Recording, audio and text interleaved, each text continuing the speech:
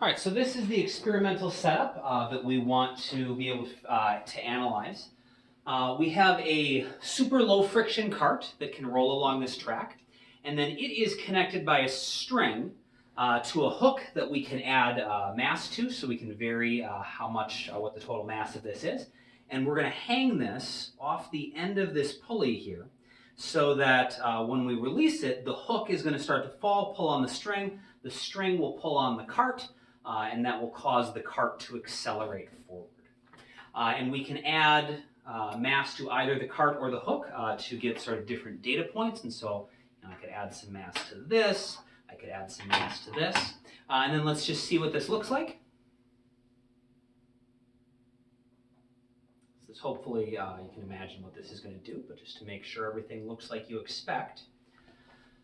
So when I release this, the hook should fall, and we should see as the hook falls, it pulls the cart forward, and it gets faster and faster and faster.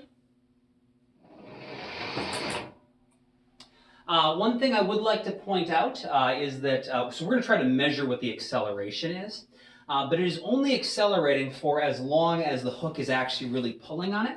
And so the hook can only fall from here to here before it runs out of space and hits the ground, and then it's going to stop pulling on the cart. And so you can tell when the hook is no longer pulling and when the cart is thus no longer going to be accelerating, because the string is going to go slack.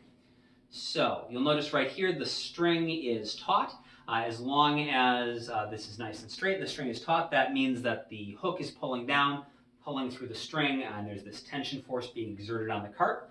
But when the hook hits the ground, it's going to stop applying, there's going to stop being that tension force in the string, and we're going to stop having our cart's going to not accelerate anymore. So you should be able to see that happen. Somewhere when the cart gets to around here, you should sort of see the string go slack.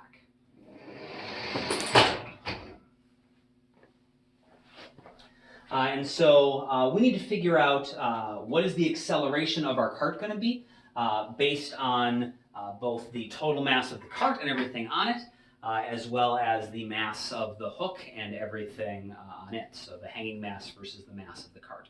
And so that is our first goal, and then we'll do the experiment to make sure the relationship does what we expect.